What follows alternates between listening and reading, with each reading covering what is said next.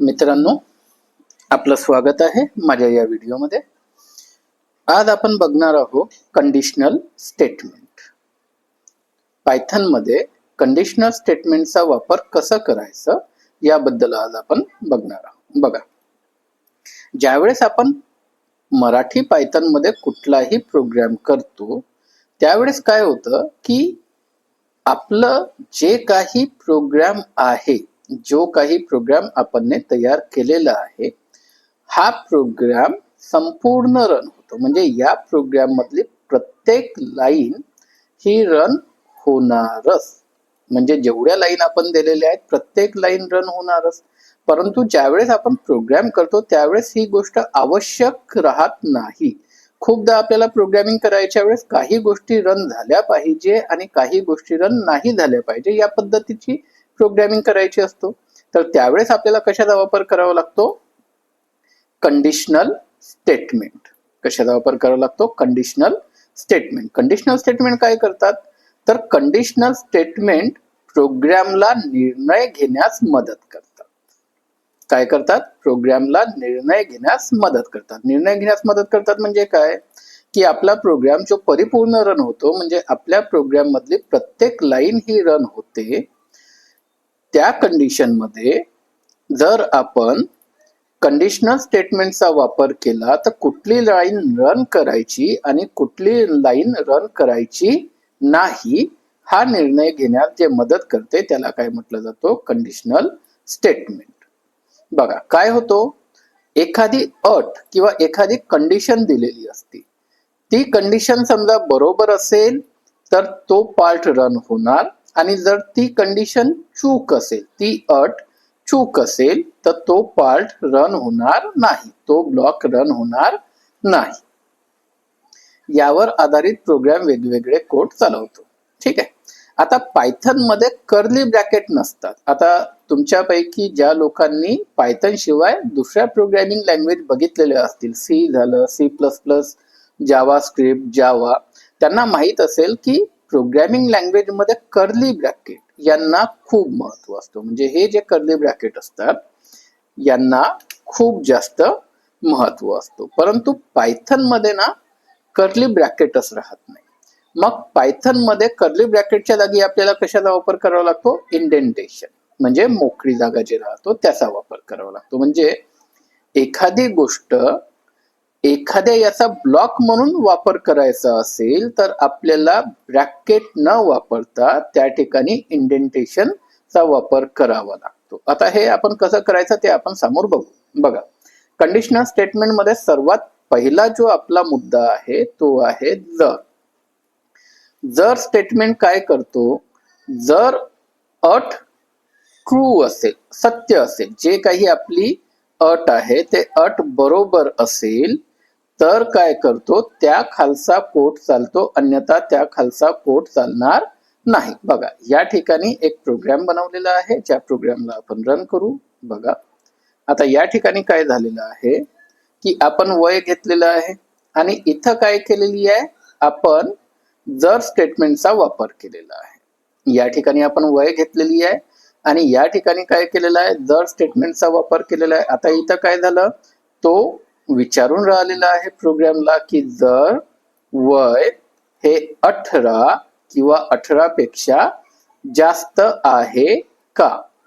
जर वय 18 किंवा 18 पेक्षा जास्त आहे का? जर ही कंडिशन बरोबर असेल तर हा पार्ट जो या जर स्टेटमेंटच्या खाली नेस्टिंग मध्ये लिहिलेला आहे, नेस्टिंग म्हणजे इंडेंटेशन मध्ये लिहिलेला आहे, टॅब देऊन लिहिलेला आहे, तो पार्ट काय करेल? रन होईल, अन्यथा तो पार्ट रन होणार नाही. पहा, जर हे बरोबर असेल तर हे रन होईल. ठीक आहे. जर हे बरोबर असेल तर हे रन होईल, जर हे चूक असेल तर हे रन होणार नाही. आता बघा, याला जर मी रन केलं तर काय होईल? याला आपण आपल्या लँग्वेज मध्ये रन करू. इंडियन लँग्वेज मध्ये घेतलं आणि रन केलं.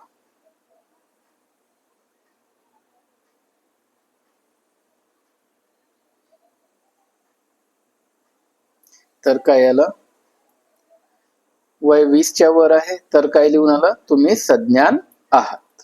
ठीक आहे. जर मी या ठिकाणी वय 18च्या वर पाहिजे, आपण इथं वय केलं 15, तर काय होईल,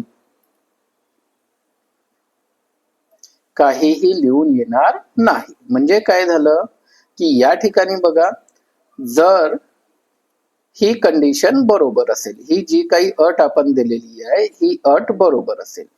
आता वय हे काय आहे, 15 आहे, आणि इथं काय विचारलेलं आहे, जर वय 18च्या वर असेल तर 18च्या वर वय आहे का, नाही.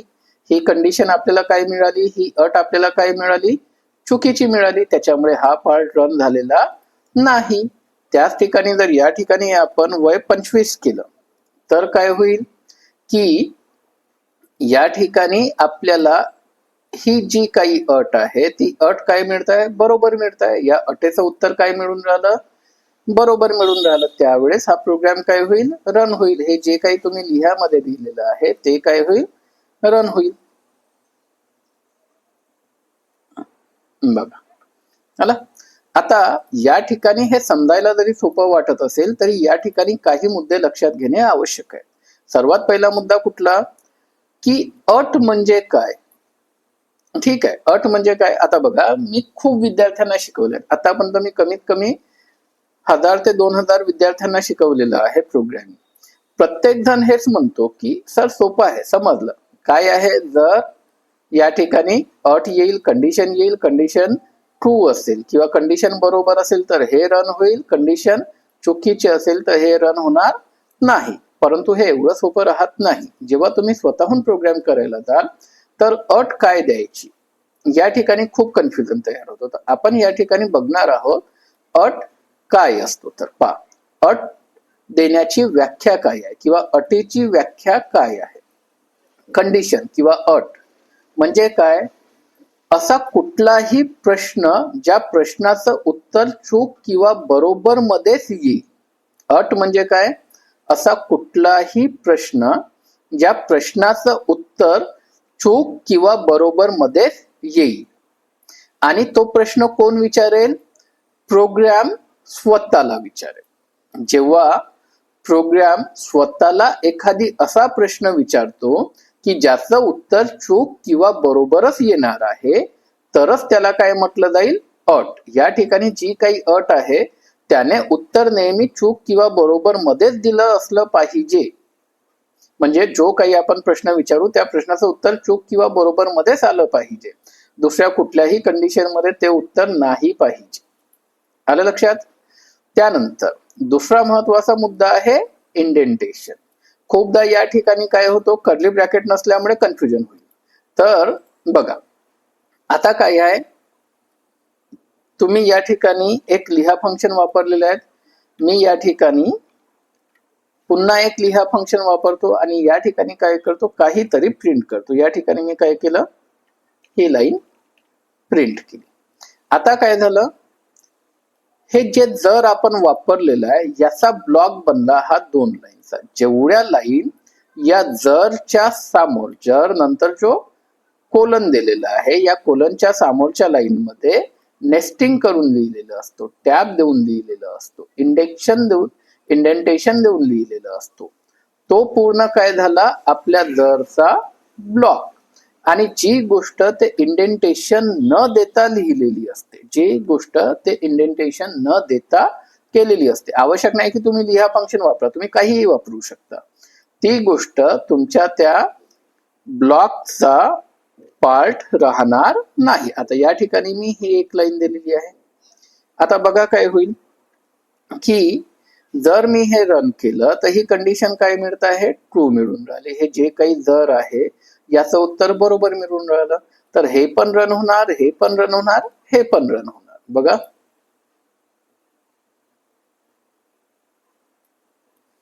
हे पण रन झालं, हे पण रन झालं आणि हे पण रन झालं. पण जर मी या ठिकाणी वय कमी केलं, आता ही कंडिशन काय झाली, ही जर मध्ये जी काही अट दिलेली आहे हे अट चुकीची होऊन राहिलेली आहे. या अटेचं उत्तर काय येऊन राहिलं, चूक येऊन राहिलेलं आहे. त्यामुळे काय होणार, हे दोन रन होणार नाही, परंतु हा जो पार्ट आहे हा या जरचा ब्लॉक आहे का? नाही. हे इंडेंटेशन मध्ये लिहिलेलं आहे का? नाही. हा आपल्या नॉर्मल प्रोग्रामचा ब्लॉक आहे, त्यामुळे काय होणार? हे दोन रन होणार नाही, पण हे रन होईल. बघा,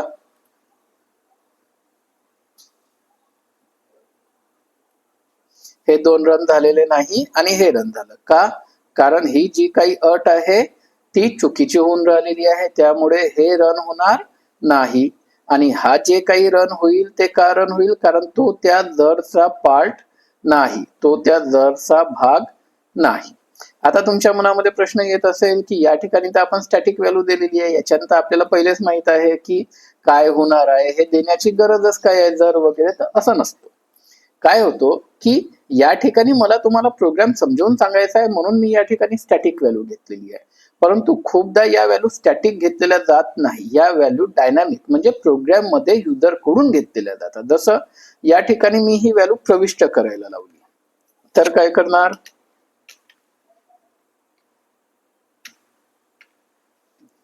प्रविष्ट केलं,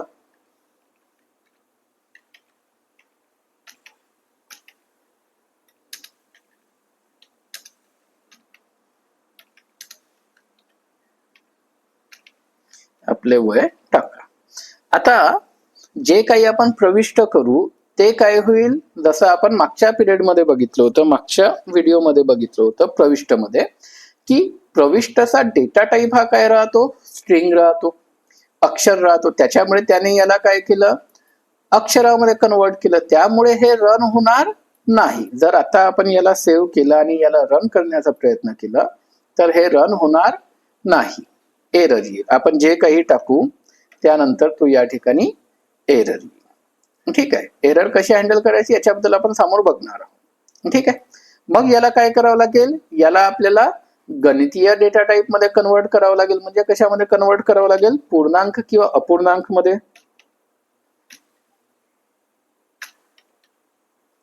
पूर्णांक मध्ये याला कन्वर्ट करू. आता काय होईल? जे काही आपलं वय येणार आहे हे वय आपल्याला पहिलेपासून माहित आहे का? नाही, हे वय आपल्याला आधीपासून माहित नाही. आपण काय करून राहिलो? प्रोग्राम मध्ये ते वय घेऊन राहिलेलो आहोत. या ठिकाणी आपण काय केलं? या ठिकाणी आपण प्रोग्राम मधून वय घेतलं. आता हे वय तो कितीही टाकू शकते, या प्रोग्रामला ते माहित राहील का? नाही. पण जी काही व्हॅल्यू टाकली ती व्हॅल्यू कशामध्ये जाऊन स्टोअर झाली? ती व्हॅल्यू जाऊन स्टोअर झाली आपली वय मध्ये. आणि नंतर या ठिकाणी काय करण्यात आली? ते अट चेक करण्यात आली आणि त्यानुसार हे काय करण्यात आलं? परफॉर्म करण्यात आलं. आता बघा, याच प्रोग्रामला मी पुन्हा एकदा रन करतो आणि या ठिकाणी आपण वय कमी टाकू, तर काय होईल? फक्त एकच लाईन रन होईल. तर या पद्धतीने आपण काय वापरतो? जर आपल्याला काय करतो? निर्णय घेण्यास मदत करतो की हे रन करायचं आहे की रन करायचं नाही. परंतु जर मध्ये खूप प्रॉब्लेम आहे. काय प्रॉब्लेम आहे? की याच्यामध्ये फक्त जर हे बरोबर असेल तर काय करायचं तेच होतो. जर ही कंडिशन चूक असेल तर काय करायचं त्याच्याबद्दल काहीही यामध्ये दिलेलं राहत नाही. मग त्यावेळेस आपण काय वापरतो? त्यावेळेस वापरतो जर अन्यथा. जर सोबत आपण काय वापरतो? अन्यथा. आता जर अन्यथा म्हणजे काय? की या प्रोग्राम मध्ये बघा, आपण वय इनपुट केलं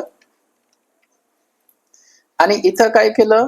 जर ही अट बरोबर असेल तर हे लिहा, अन्यथा हे लिहा. म्हणजे काय? या ठिकाणी आपण दोनही गोष्टीला व्यवस्थितरित्या वर्क करून राहिलेलो आहोत. काय? की जर ही अट बरोबर असेल तर काय झालं पाहिजे आणि ही अट चुकीची असेल तर काय झालं पाहिजे. बघा, जर ही अट, ही जी काही आपण कंडिशन दिलेली आहे जर मध्ये, ही बरोबर असेल तर तुमचा जरचा ब्लॉक रन होईल. जे काही तुम्ही जर मध्ये दिलेले आहे ते रन होईल. आवश्यक नाही की तुम्ही एक लाईन द्या, एकापेक्षा जास्त लाईन देऊ शकता, कितीही लाईन देऊ शकता. ठीक आहे, तर जर ही कंडिशन बरोबर असेल तर हा ब्लॉक काय होईल? रन होईल. आणि जर ही कंडिशन चुकीची असेल तर हा ब्लॉक रन होईल, अन्यथाचा ब्लॉक रन होईल. पहा, एका वेळेस दोन पैकी कोणताही एकच रन होणार, कारण ही जी कंडिशन आहे ही कोणत्याही परिस्थितीमध्ये, कुठल्याही परिस्थितीमध्ये ही कंडिशन एकतर बरोबर असेल किंवा चूक असेल. कंडिशनची अटच ती आहे की जे काही आपण देतो ते एकतर बरोबर असायला पाहिजे किंवा चूक असायला पाहिजे. तिसऱ्या स्टेटमध्ये ते असता कामा नये. म्हणजे जी काही आपण कंडिशन देऊ त्या कंडिशन मध्ये आपल्याला त्याचं उत्तर एक तर बरोबर मिळेल किंवा चूक मिळेल. तर जर त्याचं उत्तर बरोबर मिळालं तर जरचा पार्ट रन होईल, आणि जर त्याचं उत्तर चुकीचं मिळालं तर अन्यथाचा पार्ट रन होईल. तर बघा आता या ठिकाणी जर आपण रन केलं याला तर काय होईल की आपलं वय टाकलं, मी समजा टाकलं येतं 17, तर काय येईल, तुम्ही अल्पवयीन आहात.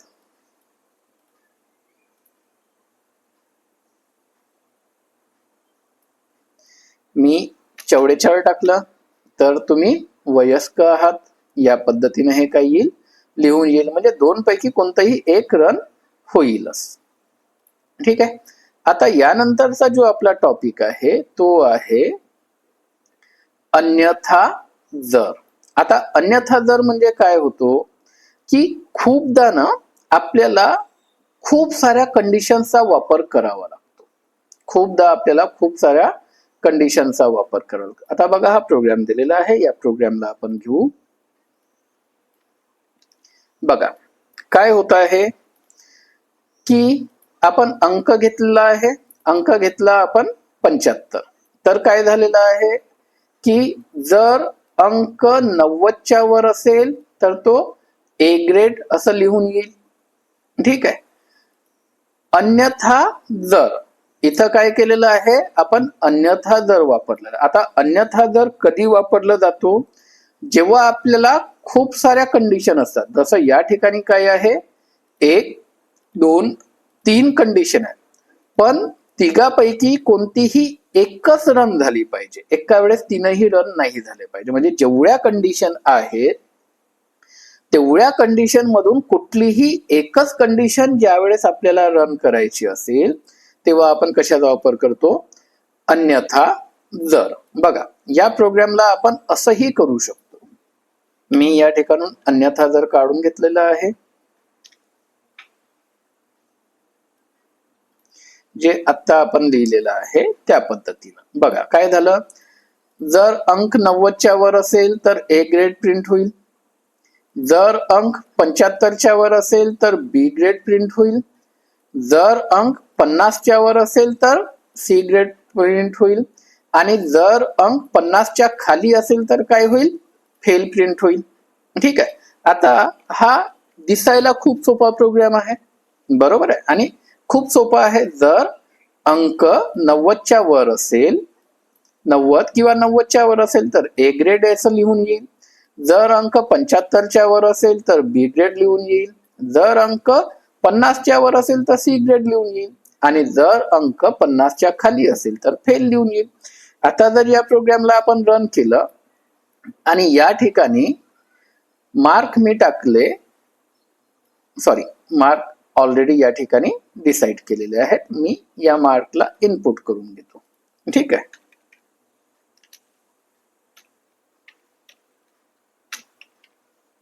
पूर्णांक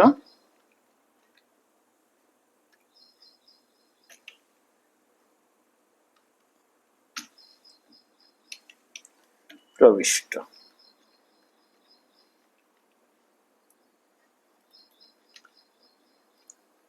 अंक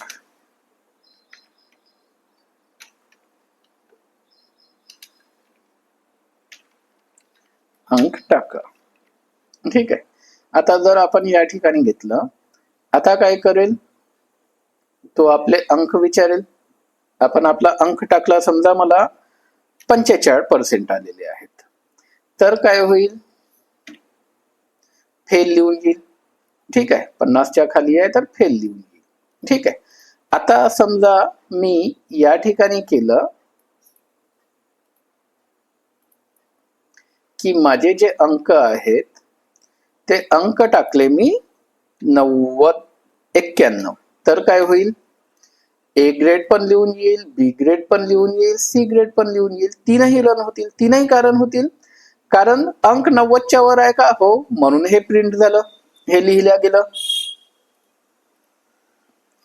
अंक 75च्या वर आहेत का, हो, अंक 75च्याही वर आहेत, म्हणून काय लिहिण्यात आलं, बी ग्रेडही लिहिण्यात आलं.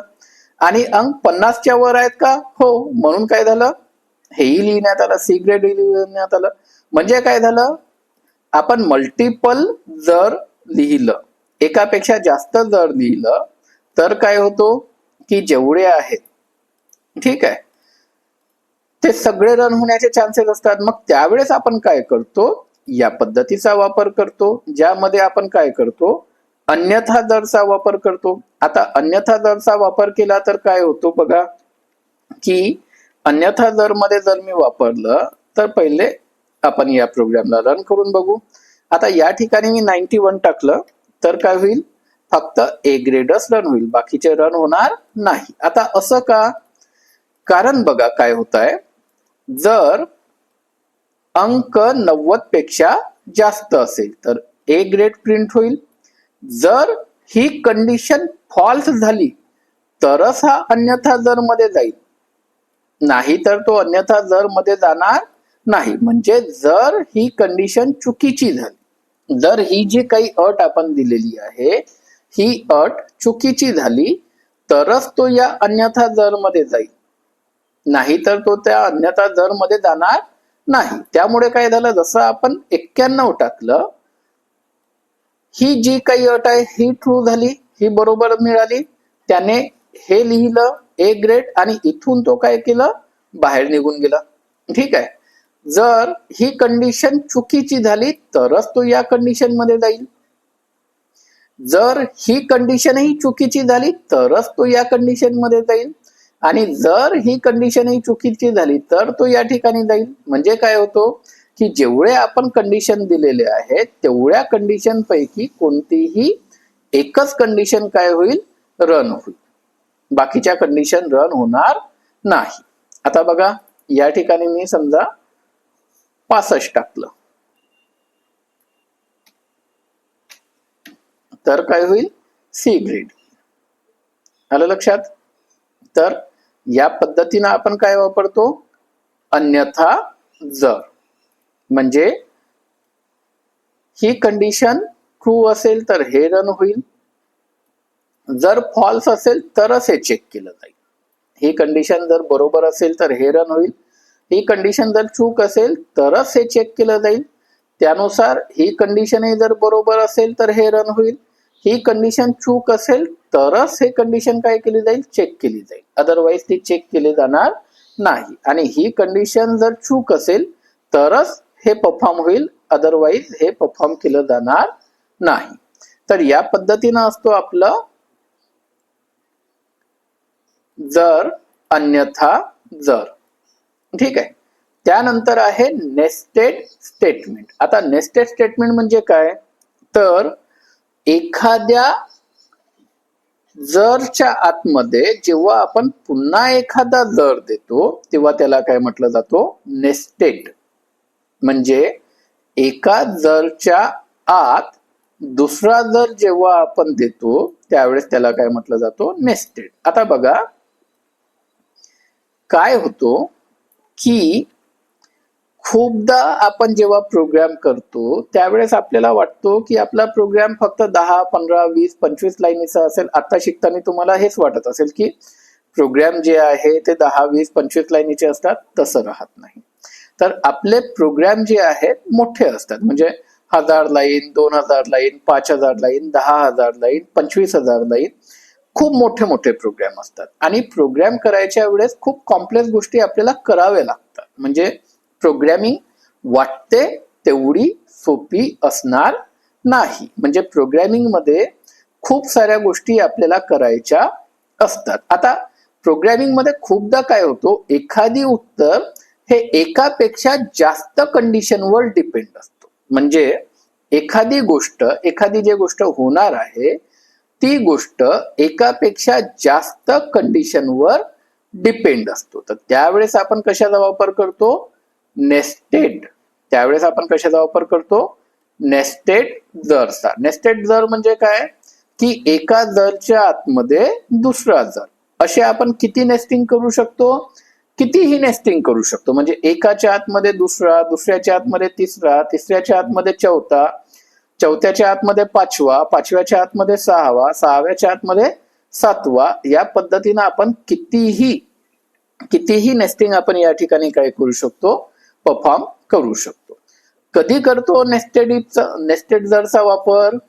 तर ज्या वेळेस आपल्याला परफॉर्म होणारी गोष्ट ही एकापेक्षा जास्त कंडिशनवर डिपेंड असेल तर, म्हणजे जी काही गोष्ट होणार आहे ती एकापेक्षा जास्त कंडिशनवर डिपेंड असेल तर आपण कशाचा वापर करतो? नेस्टेड जरचा. आता बघा या ठिकाणी नेस्टेड जरचा आपण एक प्रोग्राम घेतलेला आहे, ज्यामध्ये आपण काय केलेलं आहे? एक अंक घेतलेला आहे आणि चेक केलेला आहे की तो अंक 0 पेक्षा जास्त आहे का. या ठिकाणी आपण काय केलेली आहे? जर लावलेला आहे. जर मध्ये अट टाकलेली आहे की जर अंक 0 पेक्षा जास्त आहे का. याचं उत्तर चूक किंवा बरोबर येईल. जर याचं उत्तर काय आलं? बरोबर आलं तरच तो आतमध्ये जाईल. आणि आतमध्ये पुन्हा एक जर आहे जो काय करतो? अंकला 2 ने भागतो आणि जे काही बाकी आहे त्याला चेक करतो की ते 0 आहे की नाही. हे बेसिकली आहे सम किंवा विषम संख्या चेक करण्यासाठी. तर या ठिकाणी जर त्याला ही कंडिशन बरोबर मिळाली तर तो काय म्हणेल? धनात्मक सम संख्या. ठीक आहे, धनात्मक सम संख्या. आणि जर ही कंडिशन फॉल्स मिळाली तर काय लिहेल? धनात्मक विषम संख्या. ठीक आहे. आता याला जेव्हा आपण रन करू त्यावेळेस काय होईल की जर तुम्ही 0च्या वरची संख्या टाकली तर तो या गोष्टी परफॉर्म करेल, पण जर तुम्ही 0च्या खालची संख्या टाकली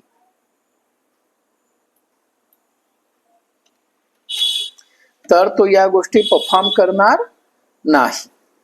आलं लक्षात?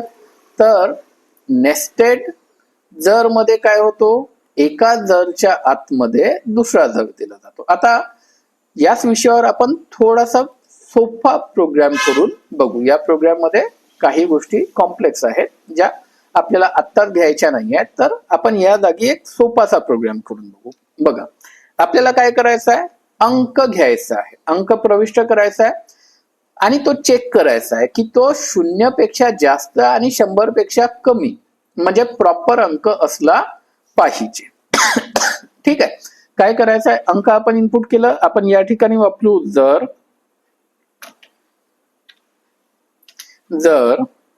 जो काही आपला अंक घेतलेला आहे तो अंक ग्रेटर दॅन इक्वल टू 0. आपण काय म्हटलो की जर अंक 0 पेक्षा जास्त आहे तर या ठिकाणी काहीतरी होईल.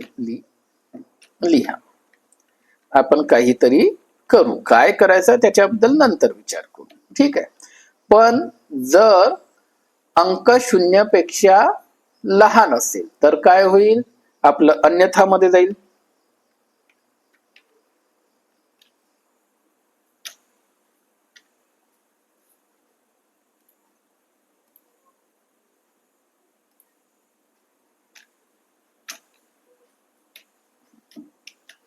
आपलं काय होईल?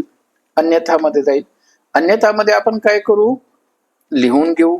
सिंपली या ठिकाणी आपण त्याला लिहून घेऊ. काय लिहून घेऊ? अंक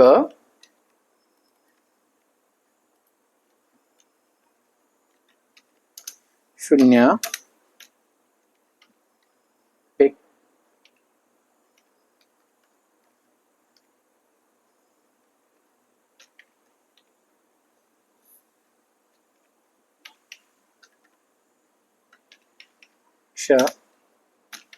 लहान आहे. ठीक आहे. अंक 0 पेक्षा लहान आहे. ठीक आहे. आता काय झालं? या ठिकाणी बिलकुल सिंपल आपण केलेलं आहे. जर अंक 0 पेक्षा मोठं असेल तर हे लिहून येईल. जर अंक 0 पेक्षा लहान असेल तर काय होईल? हे लिहून येईल. याला आपण सिंपली चेक करून टाकू की हे वर्क होत आहे की नाही. आता बघा, अंक 0 पेक्षा 5 टाकला तर हे रन झालं आणि अंक 0 पेक्षा लहान टाकला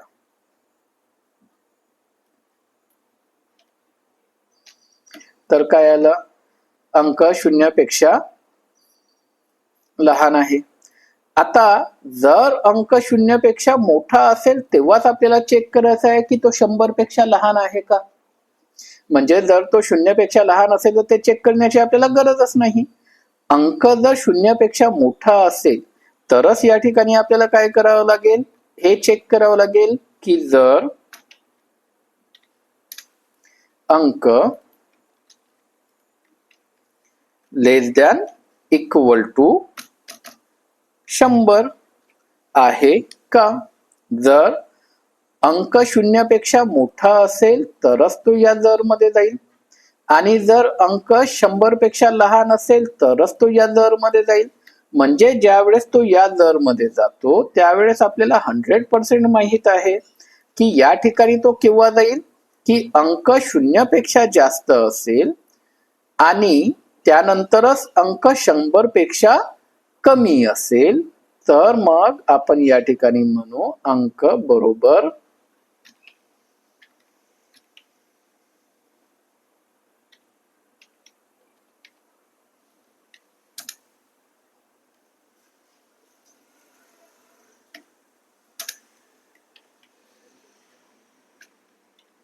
अंक बरोबर आहे. ठीक आहे.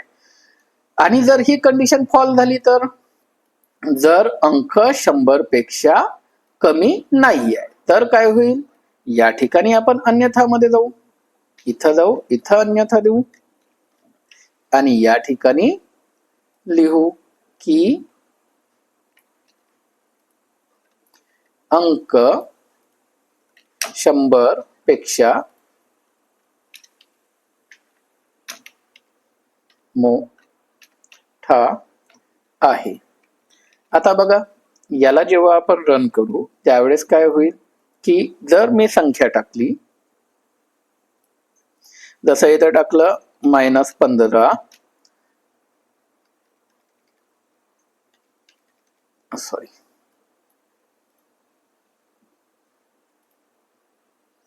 मी पुन्हा एकदा रन करतो. इथं टाकलं -15 तर काय होईल, अंक 0 पेक्षा लहान आहे. जर मी या ठिकाणी पुन्हा रन केलं आणि इथं टाकलं 140 तर काय येईल, अंक 100 पेक्षा मोठा आहे. आणि जर मी या ठिकाणी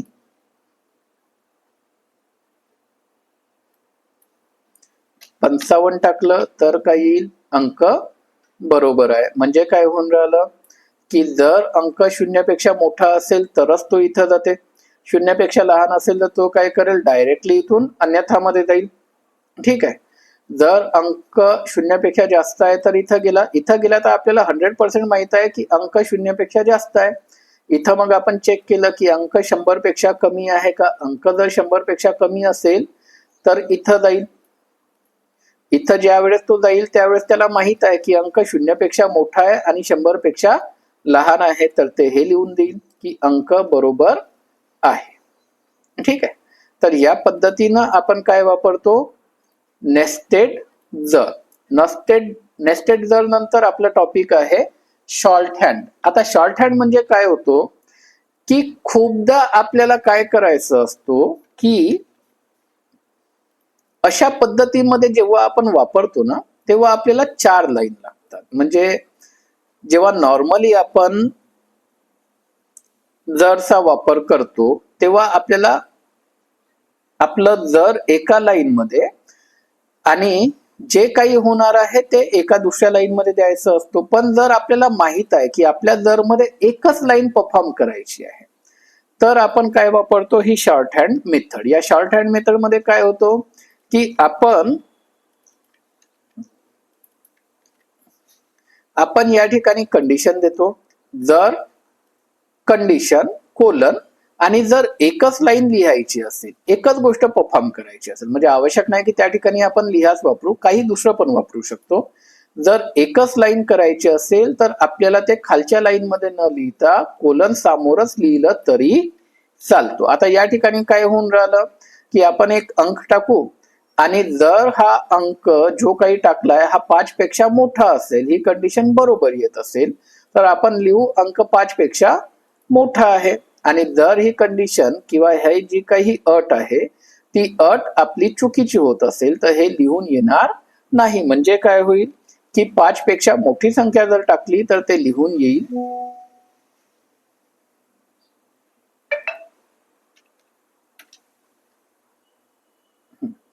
जर इथं 5 पेक्षा मोठं टाकलं 45 टाकलं तर काय झालं की अंक 5 पेक्षा मोठा आहे. आणि जर या ठिकाणी आपण 4 टाकलं तर ते रन होणार नाही. 4 टाकलं तर ते रन होणार नाही. ठीक आहे, ओके. यानंतर शॉर्टहँड मध्ये जर अन्यथा म्हणजे टर्नरी ऑपरेटर कसा वापरायचा याच्याबद्दल आपण बघणार आहोत. शॉर्टहँड मध्ये टर्नरी ऑपरेटर कसा वापरायचा याबद्दल आपण बघणार आहोत. बघा, शॉर्टहँड मध्ये टर्नरी ऑपरेटर वापरण्यासाठी आपण काय करतो, या ठिकाणी आपण अ आणि ब या दोन संख्या काय केल्या, इनपुट केल्या. या ठिकाणी मी अ ला इनपुट करतो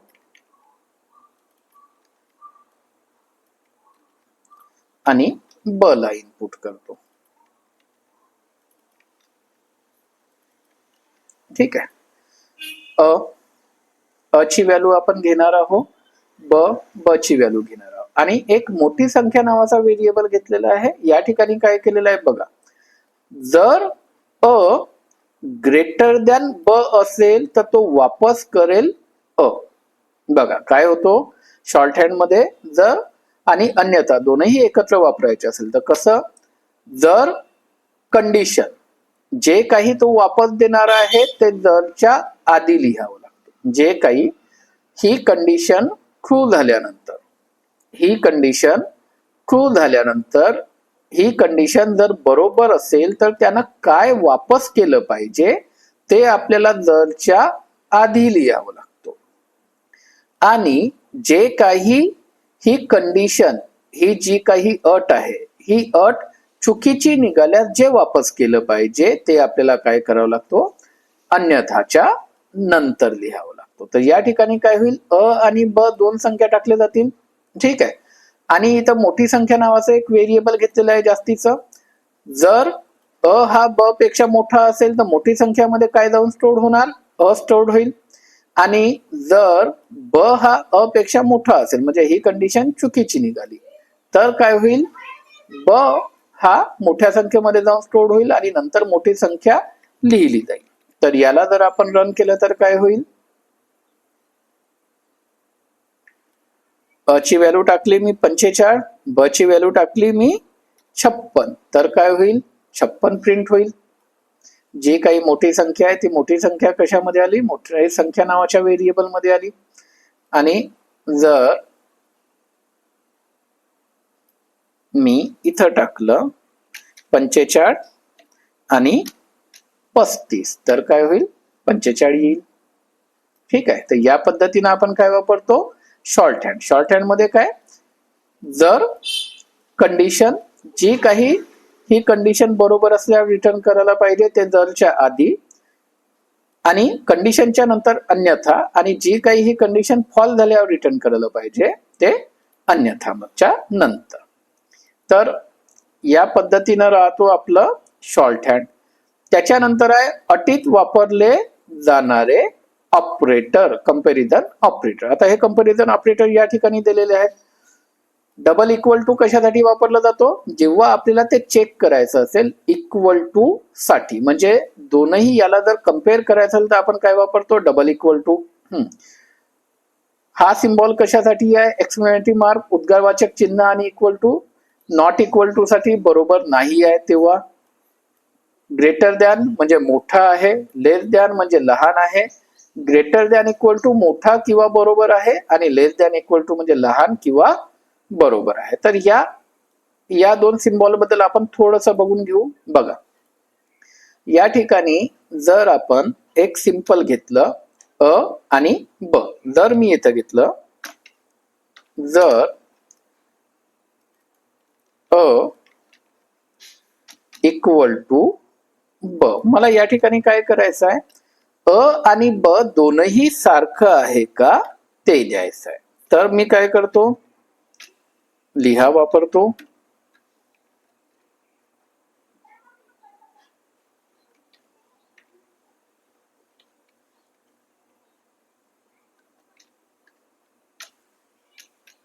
दोन्ही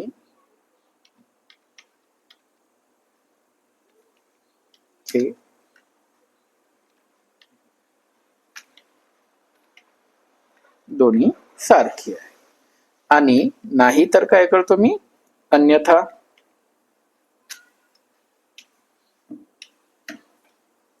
अन्यथा मध्ये वापरतो दोन्ही सारखे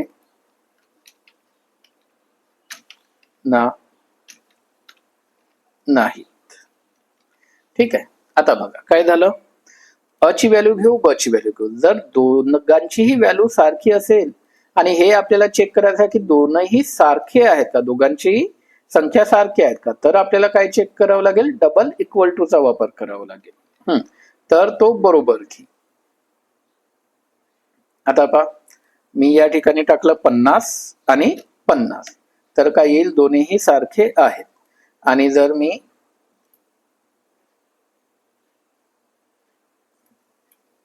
50 आणि 40 टाकलं तर दोन्ही सारखे नाहीत. तर या ठिकाणी आपल्याला काय वापरावं लागेल, डबल इक्वल टू. कम्पेअर करायचं आहे दोघांनाही, तर डबल इक्वल टू. जर मी सिंगल इक्वल टू वापरलं तर ते व्यवस्थित रन होणार नाही. ते व्यवस्थित रन होणार नाही. डबल इक्वल टूच्या जागी आपण हे वापरू शकतो. याचा अर्थ काय झाला, नॉट इक्वल टू, म्हणजे हे आणि हे दोनही सारखे नाही आहेत का. त्यावेळेस मग हे उलट लिहावं लागेल, हे इथं लिहावं लागेल आणि हे इथं लिहावं लागेल. ठीक आहे. जर दोन्ही नॉट इक्वल टू, तर दोन्ही सारखे नाहीत.